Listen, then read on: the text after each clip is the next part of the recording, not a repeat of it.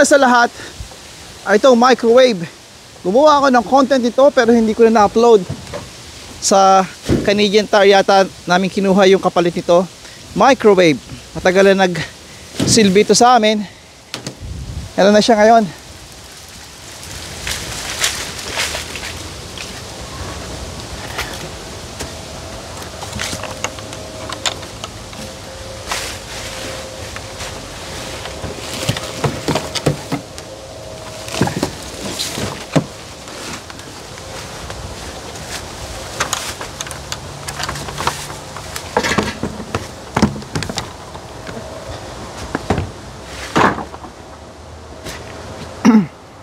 Alam niyo mga kaibigan, itong papakita ko sa inyo ay walker na slash, well, it's a walker.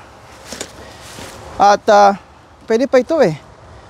Pero naulanan at pag naulanan yung mga kutsyon, mga cushion, hindi talaga maganda unless you make sure na wala na siyang dumaming mold. Nagkaroon kami nito dahil well, isa sa mga miyembro ng pamilya ng ilangan at ang kaibigan namin ng pamilya ay niregaluhan kami nito kahit marami na kami mga walkers. At sobrang dami, naitapon na rin ito. Hindi na rin na kailangan. Naka-recover naman ang pamilya ko sa nangyari sa kanya at malakas na muli siya.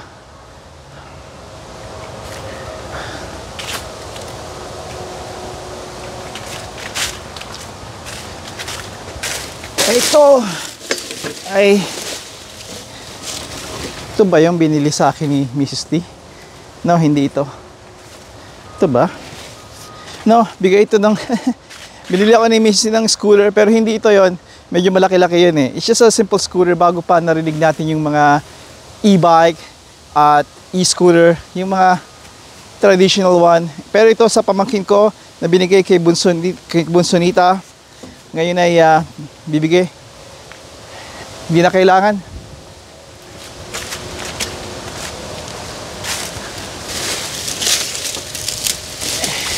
Ito naman ay up. Ito naman ay sa aming kapitbahay. Sabi niya, Lenny, gusto mo ba? Ito sa kanyang maliit pa yung kanyang daughter. Pero sabi ko, ang ganda naman ito, sayang naman. Ayaw ba i-preserve? No, eh. Siya nila yung mga tao na pagtapos na, hindi na kailangan, tatapon na. Good for them. Akala ko magagamit pa ng mga bata noon. Pero may bisikleta rin sila eh. Kaya, eto kaibigan, hindi na rin nagamit. Kaya, mabuti na sa trabaho siya. Hindi niya makikita na ipamimigay ko na rin. As a good bike. Maganda yung kanyang kabyo. Kabyo ba ang tawag doon? Yung gears, right?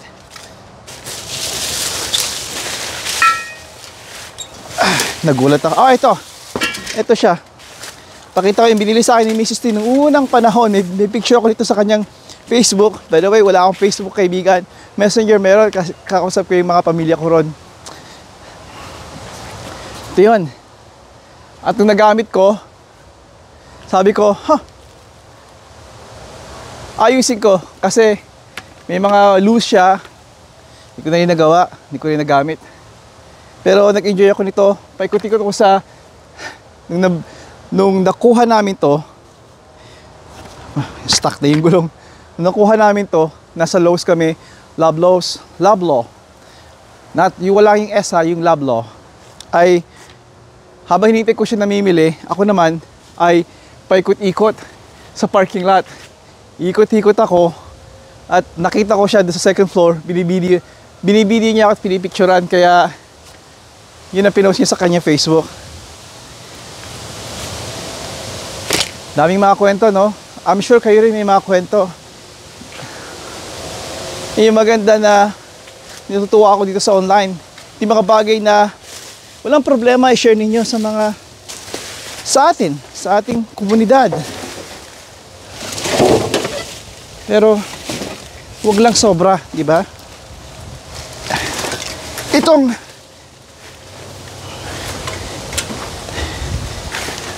may video ko nito Regalo ko to. Regalo namin ni Mrs. dito sa kay Juniorita nung nag-turn 5, nag-turn 5 taon na siya noon. Ngayon 3rd year college na siya at magiging profesora at doktor siya balang araw. Yun ang gusto niya. Pwede yun, kaibigan. Meron pa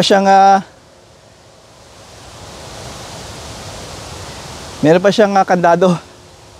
Gumawa ako ng video nito, napakaganda. At nasa private ko yun. Nandito actually dito sa channel na to, naka-private. Sa tuwing nalulumbay ako at namimiss ko sila, piniplay ko yun.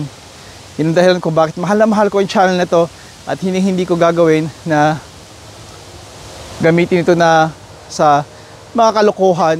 Sa channel kong ito, maraming mga memories, mga videos na ginawa ko way back bago pa may YouTube meron na, pero Instagram, bago pa may Instagram at bata pang Facebook.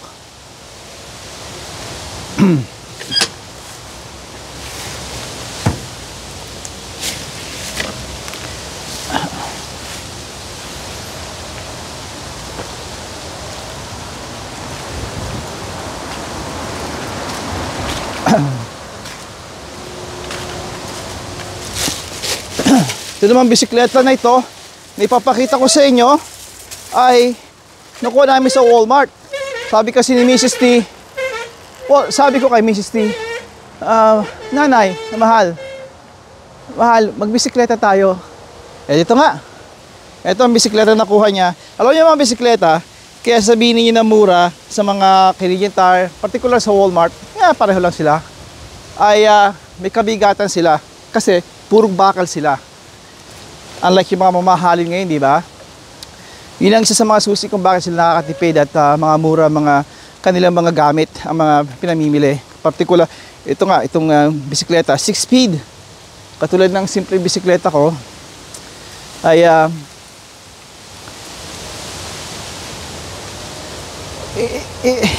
nakakapunta ka sa point A to point B, pero pang matagalan, hindi rin. Mga parts na mga cheapos na I think they can do better for a little bit of maybe $50 more. They could do a little better. Pero syempre, what do you expect sa mga korporasyon, di ba? Ito ba ipamimigay natin?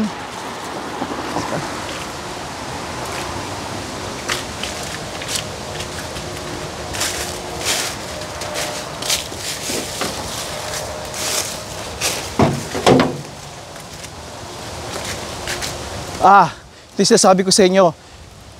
Bawat dito kaibigan, sa mga kaibigan ko, kababayan sa Pilipinas, di pa kayo dito nakakarating, maging familiar to sa atin. I'm sure siguro sa atin meron na ito. Meron kapanahonan ko, wala kami nito. Bukas lang ang bintana, okay na. Hood range, ang tawag dito. I don't know exactly kung anong pangalan. Siguro yun ang pangalan. Pero ang buong purpose nito ay masak niya yung usok na nanggagaling sa mga niluluto nyo. Ganun din ang apoy. Maraming mga uri nito, may filter siya. Ang pinakamabisa sa lahat, kaibigan, nito ay yung merong exhaust fan. Yung merong kaganyan siya eh. Ganyan siya. Ito nakalagay sa ilalim. Ito yung filter niya, I think. Ito yung filter niya. Sinasala niya.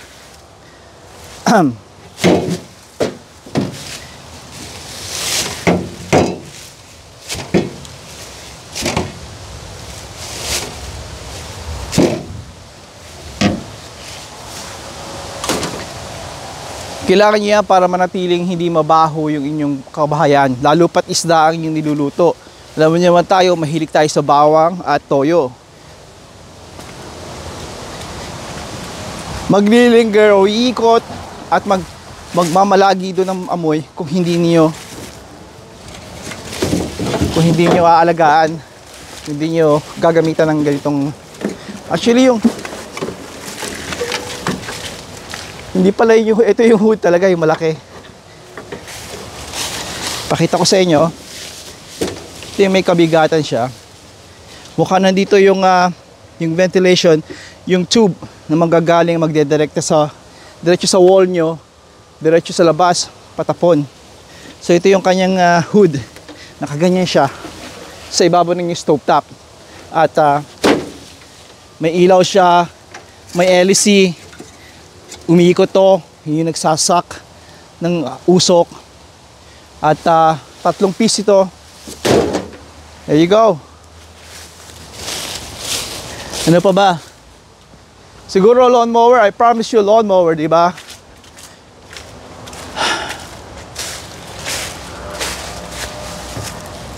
Well,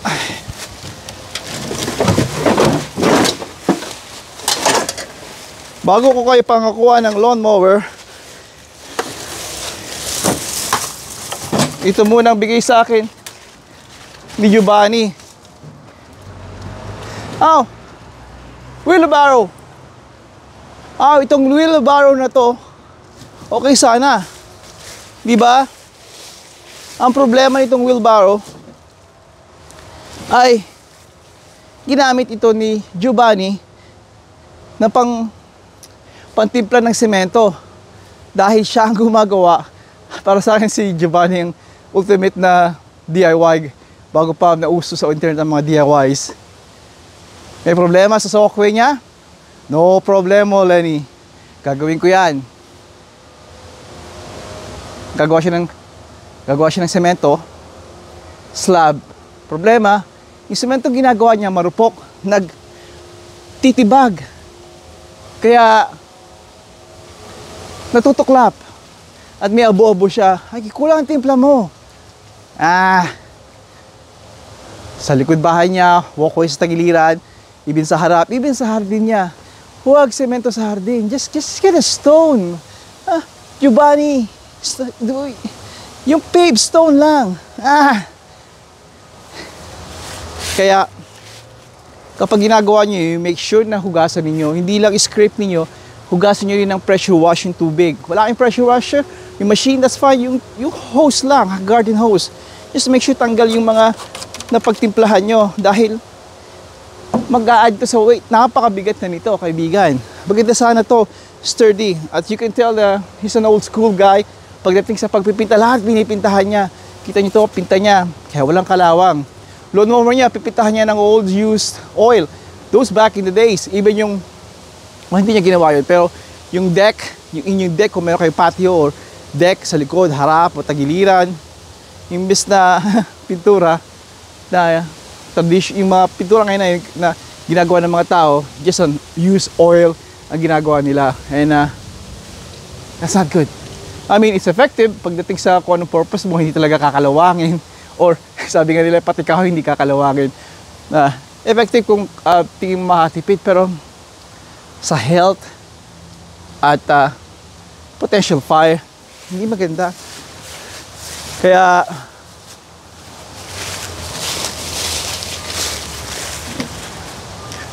dito ko na ilalagay.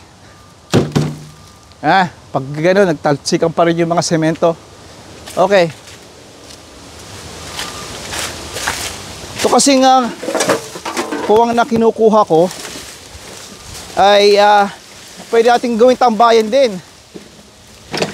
Sabi nila, Lenny, huwag ka magbabonfire dyan or magkakampfire.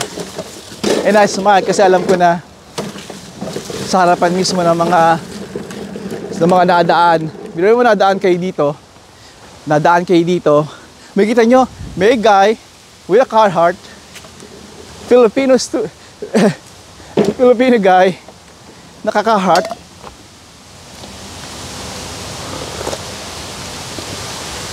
Nagbabonfire sa harapan ng bahay niya. Nakakatawa siguro yun, ano. Lahat ng mga to,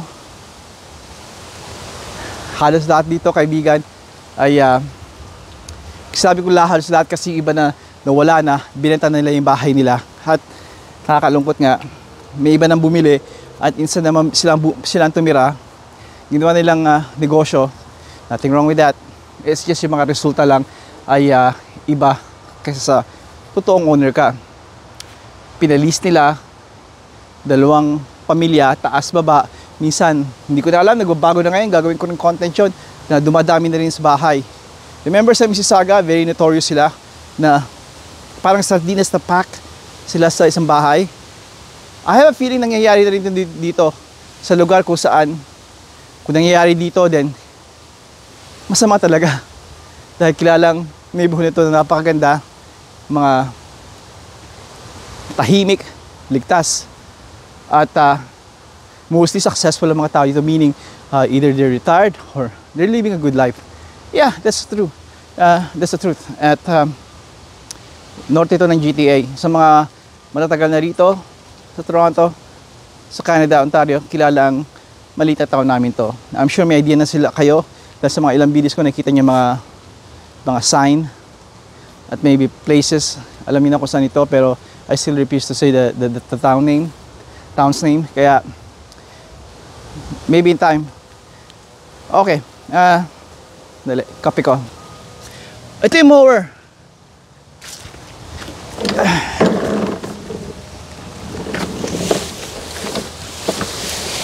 Ito yung typical na mower. Pag naghahanap kayo ng mower, mag-umpisa lang kayo ng simple. Ano ba itong plastic na to? Saan ba ito? No, we don't want plastic sa video. Sa video ko na mahaba. At this is a typical mower. Alright? Ang tawag dito push mower, kaibigan. Gas powered, oil. Hindi siya oil hiwalay. May mga mower na nung sila una na combine ng gasolina at oil. That's a different machine. Pero different ways para ma-power yung machine at ma-lubricate. Pero ito hiwalay ang oil. Yun ang typical na makikita nyo sa mga tindahan. Magkano to? Well, sa used sa Kijiji ay set nyo yung sarili nyo ng $50. If you can get it for lesser than that, then that's fine. Pero $50, isipin niyo, you can have a mower like this. Well, not exactly like this. Na syempre natakbo at maganda. Kung nakita ninyo, this is a Nako ba umpisahan? Okay, $50 sa Kijiji. Ihanda niyo yung $50 yung makakuha kayo ng ganitong klaseng mower na tumatakbo pa syempre at probably oh no, nag-spill yung gasolina. Oh no, hindi maganda yun, nasa lawn tayo. Alright, hindi ko i-tilt. Kung gusto niyo, kung maliit lang ang lawn nyo katulad ng lawn namin dito, then that's fine. Itong kunin nyo.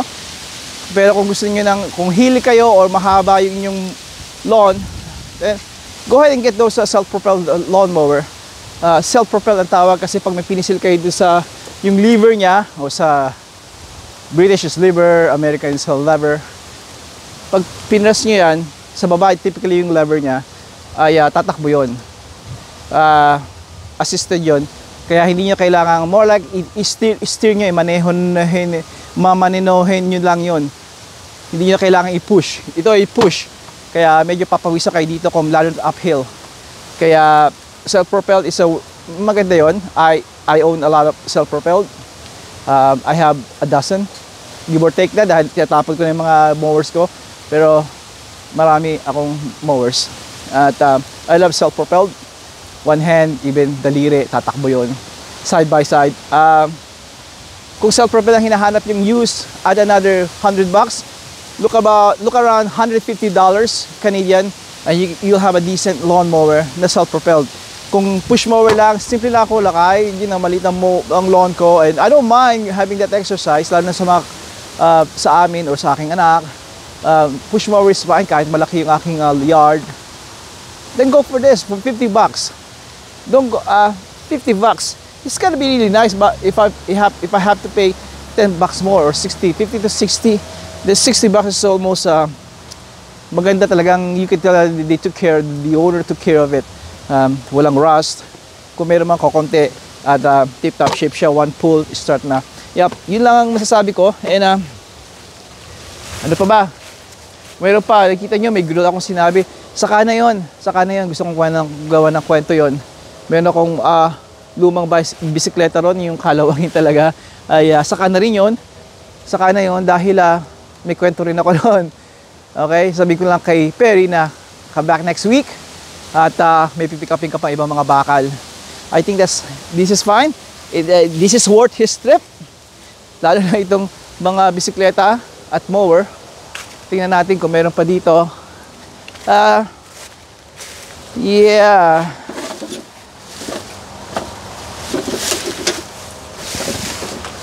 Sige na nga, kukunin ko na to. Kung nandito ang pamilya, sabihin nila na dalhin mo na lahat, ipadala mo na. O ito, may more pa.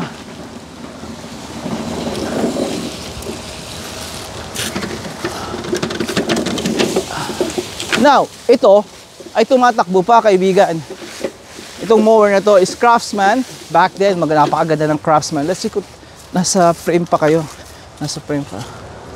Ay, doon ko ilalagay sa medyo tabi. Craftsman ay maganda nung unang panahon. Pero ngayon, mostly they're made in China. Kaya, ito ay binilan ko pa ito ng cap. Dahil turns out, ang cap ang may problema. How much is this? Canadian Tire? $10. Dapat pumunta ako doon sa source ko. Meron akong source dito ng mga parts. Pero yung time na yun, minsan hindi na iniisip mo yung presyo, kundi yung availability. Not availability, yung convenience. Convenience, yung oras. Mas mahalaga rin dito, kaibigan, ng oras. Again, under push mower. Kung give me a few hours at tatakbo itong dalawang to, at saka mo na lilinisin. Kaya sabihin ko to sa kanya, maybe gawin niyo to at ibenta for $50. $50. Itong dalawa, $100. Or give me 80 or 90 for 2. And ganyan sila kumikita dito. Titingnan nyo, pag bibili rin kayo ng mower, mas maganda kung rubber. Napuputput ng rubber, so does the plastic. Diba, maingay pa yung plastic. Ito rubber, it's got this nice feel. Kapag nasa semento rin kayo, hino-hold nyo, pinupush ninyo. It's quiet, it's easy pa rin sa kamay. Trust me, sa kamay maganda. Hindi yung plastic na garagad na you can feel it, it's so cheapo. Well, I think ito na ang aking by the way, nasabi ko ba sa inyo ang kaibahan kung bibili kayo, last na to, kung bibili kayo tungkol sa mower, kung bibili kayo ng mower, you make sure you get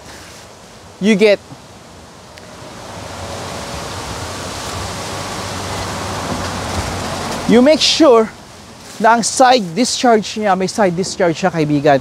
Ano ibig sabihin lang kasi right here. Yung iba, strictly mulching lang. Wala itong sa side. Anong kagandahan ng side mulch? Una sa lahat, balik tayo doon sa yung deck. This is deck.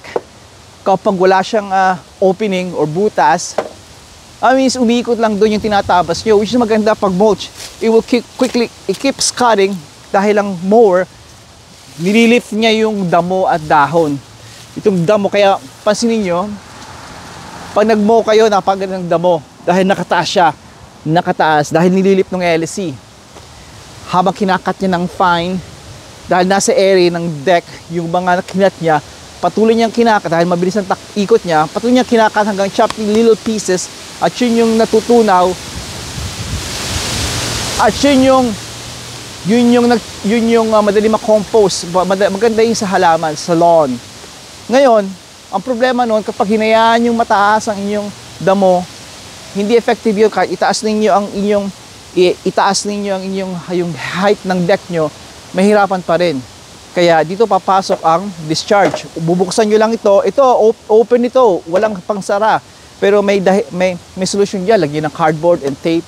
It will mulch. Kung ayaw nyo naman yung discharge nga, at kailangan yung discharge kasi mataas ang damo or makapal ang dahon, gusto nyo mag-mulch, fall season na, then open that up. Ito, lalagyan ko ng bungee rope, open it up, hook it up here, and away we go. I-discharge niya yung kahit mataas ang damo, hindi siya machochok, hindi mahirapan ang makina nyo. Dahil once na umikot siya, may opening, then it will spit it out sa labas. Okay, nakaspit ako lahat. Let me mulch it again. Dahil mababa ng damo. Close that up, run it again, and finally mulch lahat. Kaya yun ang maganda, may option kayo. Kaya kung bibili kayo ng lawnmower, you make sure may discharge kayo dahil You know what? I feel like mulching. Hindi ko kailangan this side discharge. Close it up. Kailangan kong i-discharge yung mga kinakat ko dahil medyo makapal, or I feel like just doing that. Then, open it up. I mean, close it up kanina, di ba? Ngayon, open it up. Unlike yung mulch, strictly mulch lang, walang butas doon kung saan lalabas yung inyong mga kinat. Ngayon, always go for the bag too. May bagger sila. This is not equipped with bag. Kita nyo, wala. Ito, there you go. May bag ito. I don't know kung nasa na yung bag. Kaya, pinulot ko lang ito sa kalsada. Kaya, there you go. Bukas yung bag. Make sure at kung iwanan ito bukas, walang bag, wag tatama sa inyo. Habang nagpupush kayo, tatama sa panyo yung mga, kung ano ma-pick up niya. Sticks, dahon, or lawn. Kaya, there you go. Ito nga, kung pipili ako sa dalawa, itong kukunin ko. Lagyan mo pa ng self-propelled, you got a good mower. You're a happy guy, a happy gal. Your kid will be happy. Ano man ang demand, ano man isipin nyo, mulching, just simply cut or bag them. Nandito lahat. Kaya, choose this. So typically, mas may dagdag presyo to kaysa dito sa just simple side discharge and push mower. Tagal ko na, no? There you go. Bago ang lahat, magpapaalam ako. Bisikleta doon. Yung mower na Lawnboy, I will keep that for my parts. At grill, I will keep that. At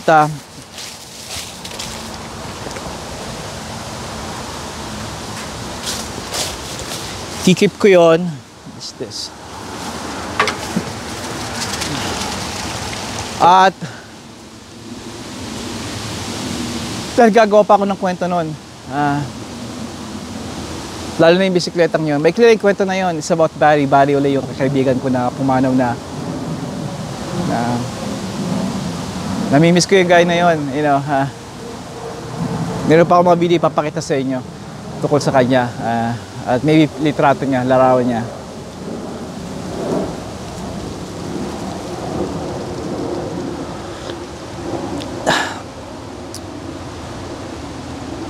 Marami pa akong itatapon ng mga bakal. Ito na yung panahon, kaibigan, na kailangan nyo magtanggal. Hindi lang sa spring cleanup, umuulan na. Ang fall ang pinakamabisi sa akin dahil maraming nangangailangan ng tulong. Maraming tumatawag sa akin. Dito sa bahay, nakikita ninyo. Itong itsura ng lawn, ito ang gusto ko. Nakalat ang damo. At once a week, dapat, I missed last week, mga nakaraang linggo, pero ito yung feel mo ng makalat yung damo pero controlled. Okay, there's a difference. Look at this is beautiful, diba? Pero nagpapaalam na sila, kaibigan, mga dahon nalalanta na talaga, at ang mga bulaklak ay hindi na matingkad. May mga bubut pa na mga bulaklak na ang ganda sana kung magkakaroon sila ng ilang pang araw na mainit, bubukas sila napakatingkad at madadala muli ni Mrs. T sa kanyang sa hospital, sa kanyang opisina ang mga bulaklak na ito, at mapapangiti ang mga surgeons, ang mga nurses, mga manager, supervisor, even mga custodians sa hospitals. Pero hindi hindi na sila mamulaklak. May mga kapitbahay kami rito na nagpapaalam sa akin, Len, pwedeng papitas ng bulaklak, dadalhin ko sa aking mother. Their mother, yung mother niya ay 90 years old din, katulad ni Giovanni, and they will send me the picture. Magkalapit sila, admiring sa sentro nila yung bulaklak, dahlias. Ito may sa mga dahilan kung bakit gusto ko ang panahon na to. Pero alam ko may hirap. Magbubungkal ako dyan, magtatapyas, cut all those perennials plants down to the ground ng aking secateur or hand pruner na Felco. Ito na yung panahon din kung kailangan ng mga leather ko, ang mga leather ko kagamitan ay kailangan ng i-nourish, lagyan ng mink oil or ano man ang mga pang moisturize sa mga leather. Importante yun, gawin nyo rin yung kaibigan na sa bota ninyo. At syempre sa leather yung mga jackets. Okay, lumalawig na naman ako. Ito na, kaibigan, ang produkto. At yes, Filipino time. Filipino time. Tandaan nyo, hindi lang tayo. Alright? Well, hindi ko sin-include sarili ko dahil I'm always, lagi akong nasa oras. Katulad ng father-in-law ko, lagi siyang nasa oras. Ang sabi niya sa akin, ng father-in-law ko, hindi ako dapat magpa-late. Lagi akong impunto o maaga. Maaga ako lagi. Dahil journalist ako. Meron akong pupuntahan na may interviewin. Hindi ka kailangang ikaw ang malate. Tama yon. Walang reason na hindi ka dapat malalo pa journalist katulad ng father-in-law ko. Kaya pag sinabi mo sa kanya na alas 10, ready na siya ng 9:30. Even earlier. Kaya ako nabanggit siya, kaibigan, itong aking contact, my guy, na pipick up nito, ang usapan namin 10 o'clock. Well, I'm telling you, it's almost 11 o'clock na. Maybe 10:40, gano'n. At nasan siya? I have a feeling 11 o'clock, nandito na siya. Magpupuli na siya around 11 o'clock. Di ko alam kung mabibideo ko pa yun sa inyo. Pero heto, naghihintay ako. Kaya tanggalin nyo yun kung kayo ay may habit kayo na late. Doon naman sa mga laging impunto at maaga pa ay nandun na sa kanilang mga tipanan, mga meeting o oras nila, kailangan nandun sila. I salute you. Keep it up. At mapipick up yan ng mga kamag-anak, mga anak nyo, na magandang habit yun.